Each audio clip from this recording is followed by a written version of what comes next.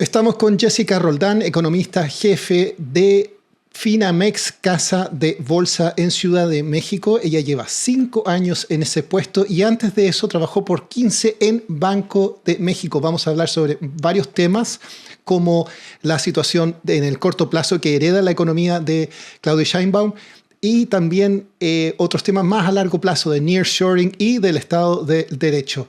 Jessica, muchas gracias por acompañarnos. ¿Qué tal, Eduardo? Un placer.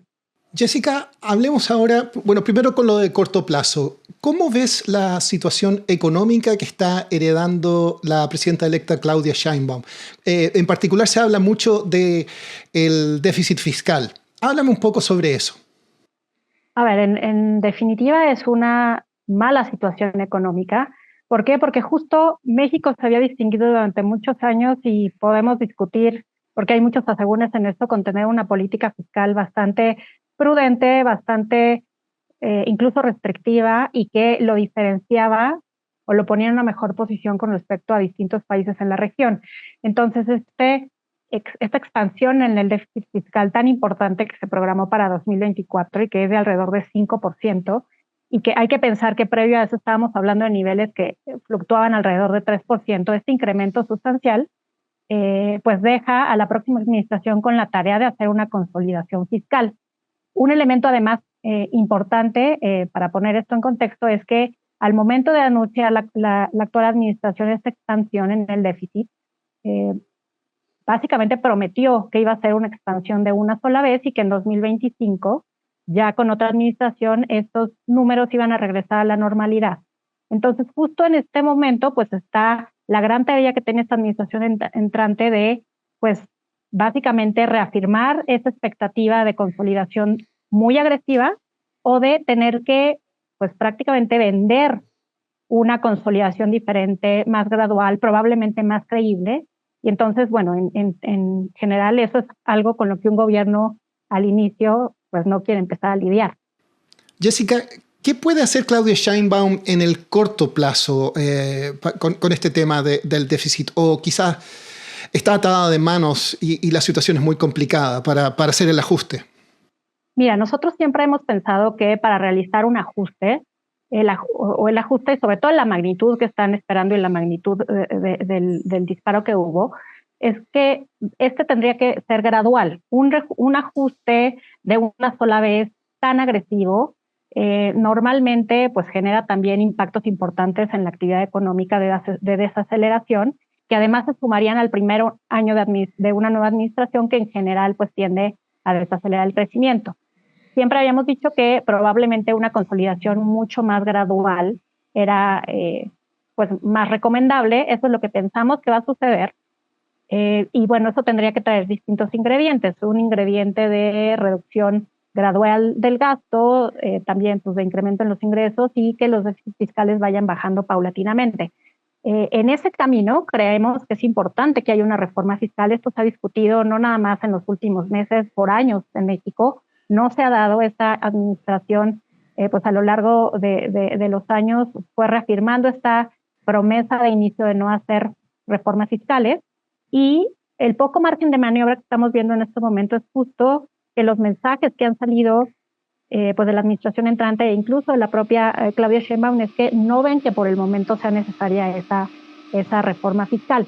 En contraste, lo que están pensando es que pues incrementar la eficiencia en la recolección de los impuestos, incrementar, por ejemplo, aumentar la digitalización, incluso tener optimizaciones por el lado de los impuestos que se recolectan en aduanas, podrían ayudarles a pues incrementar los ingresos sin que haya necesidad de esta reforma fiscal. Desde nuestro punto de vista puede ayudar un poco, pero te lo deja una tarea muy difícil y definitivamente no es sostenible. Pasemos a hablar ahora sobre la entidad en que trabajaste antes, el Banco de México. Mucha gente está muy atenta a lo que va a pasar ahí.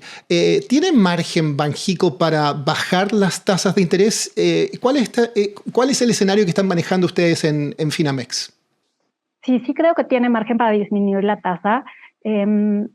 sobre todo porque tasas reales de alrededor de 7%, que es donde se encuentran actualmente, probablemente no son tan compatibles con inflaciones que se han reducido de manera importante durante los últimos años. En este momento, como en otros lugares en el mundo, hay un bache en la inflación ha repuntado.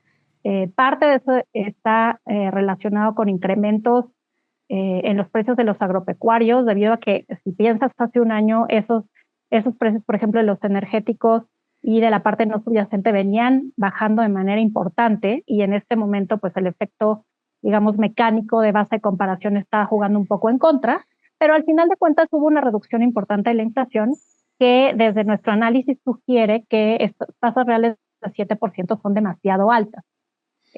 No obstante, pues claramente la percepción del nivel de incertidumbre que hay en el país a raíz de los resultados de las elecciones y sobre todo de esta materialización de algo que se percibía como un escenario de cola, que era que la mayoría calificada fuera ganada por Morena y aliados en prácticamente las dos cámaras, pues sí nos hace replantearnos el escenario y pensar que pues amanecimos a partir de principios de junio con un mundo que percibe de manera más riesgosa México y que tiene que ser considerado por las acciones del Banco Central. Entonces, en ese sentido, si bien sí vemos espacio para reducciones, hemos recortado esa expectativa de recortes, valga la redundancia, y ahora estamos esperando que Banco de México recorte solo 2 veces más la tasa de referencia en lo que resta del año, de 4 recortes que esperábamos previo a junio.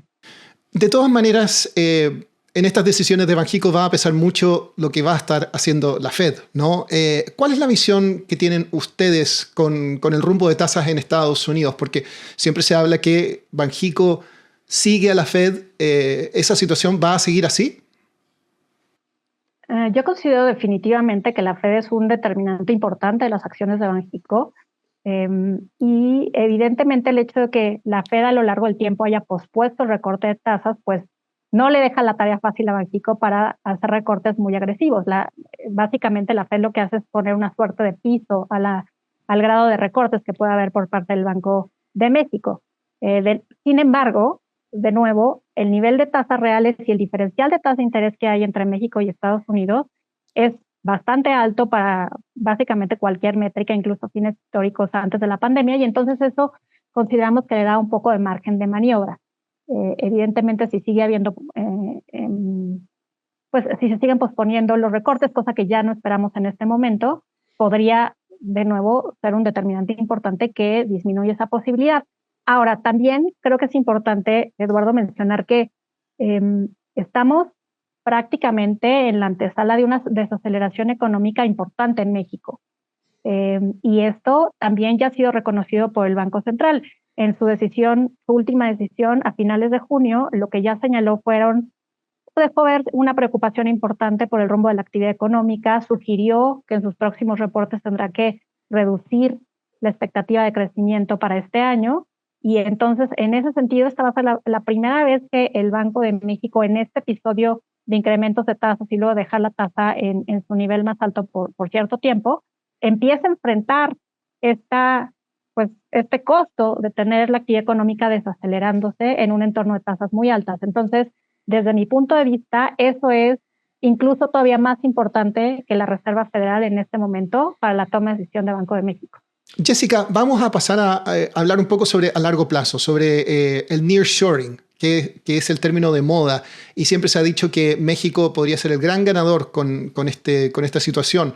¿Cuál es tu visión al respecto? ¿Se están dando las condiciones para que el nearshoring pese y contribuya en el PIB de México? Mira, Eduardo, nosotros siempre hemos visto el nearshoring como una gran oportunidad para México, e incluso en un largo periodo de tiempo hemos estado relativamente optimistas con respecto a las implicaciones para crecimiento que podría tener esta relocalización de cadenas de suministro a nivel global. Evidentemente, México tiene muchos elementos a su favor, y uno fundamental es su ubicación geográfica, y pues en ese sentido y en un contexto de guerra comercial entre Estados Unidos y China, pero también de una política industrial de relocalización y de regreso, de retorno digamos, o estar más cerca de los centros de producción es tan importante que México tiene que verse beneficiado. Ahora, aquí siempre creo que el debate fundamental es qué tanto eso puede ser un parteaguas para la historia de crecimiento de México en el futuro. Me refiero a incrementos de productividad o incluso incrementos en el potencial del PIB.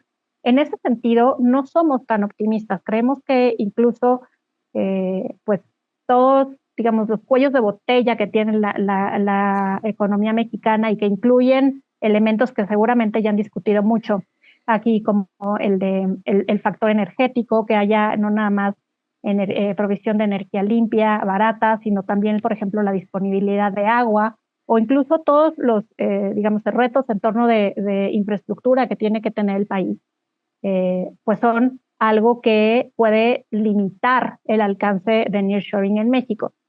No obstante, pues lo que hemos visto en los últimos años es que ha habido una actividad muy dinámica en la parte de inversión, tanto pública como privada, que sugiere que parte de lo que ya hemos visto en términos de crecimiento económico sí puede estar asociado a estas actividades de nearshoring.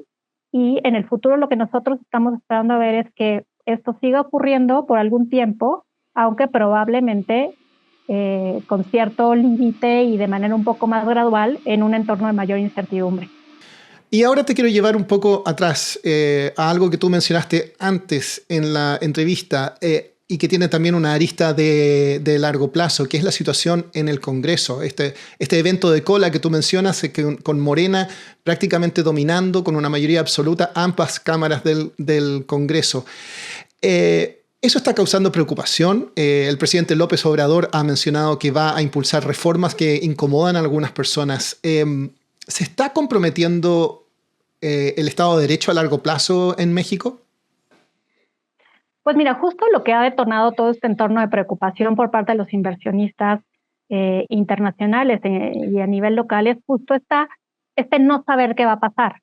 Tenemos clara cuál es la visión que tiene el actual presidente sobre qué debe de suceder hacia adelante. Tenemos incluso una serie de reformas que él mismo propuso y no tenemos mucha claridad de qué va a suceder una vez llegue la siguiente administración. Ahora, lo que sí hemos visto en las últimas semanas es esta idea de que ciertas reformas que dejan a muchos con preocupaciones, como la reforma del Poder Judicial, pues van a empezar a ser discutidas en el Congreso tan pronto como en septiembre, todavía durante la administración del presidente López Obrador.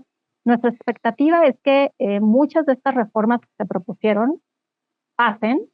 Habrá que ver si en el camino entre la discusión y lo que al final acaba aprobándose en el Congreso hay cambios y también cómo se van a implementar estas nuevas reformas, porque la manera de implementarse incluso en las leyes secundarias o lo que implica, por ejemplo, en términos de acomodar el presupuesto, etcétera, pueden generar una suerte de reformas diluidas. Entonces, definitivamente muchas de las reformas como están sí son una preocupación para el Estado de Derecho, el nivel de gobernanza. En el caso, por supuesto, en particular de la reforma judicial, se habla mucho, por ejemplo, de la politización, de la impartición de justicia, pero también una cosa que hay que destacar es que hasta cierto punto las minorías empiezan a quedar relativamente desprotegidas en este sentido. Entonces, evidentemente, esto erosiona el entorno para hacer negocios y una preocupación adicional que hay que tener es pues justo el de la revisión de el TEMEC, que está, pues, digamos, en el horizonte, que también puede pues, ser afectada, digamos, por estas nuevas políticas que podrían implementarse. La verdad de las cosas es que tenemos muy poca visibilidad sobre qué es lo que va a pasar en este momento. Y de nuevo, por eso es que pensamos que la mejor forma de entender el contexto macroeconómico actual es uno en el que la prima por riesgo país es más elevada y en donde la incertidumbre que estamos observando probablemente no se reducirá con un solo evento. Tendremos que ir viendo distintos eventos que nos vayan dando más información para entender hacia dónde se ajustan las variables macro luego de estos episodios y de estos eventos. Jessica Roldán, economista jefe de Finamex, Casa de Bolsa, muchas gracias por acompañarnos en Bloomberg en Español. Al contrario, un gusto.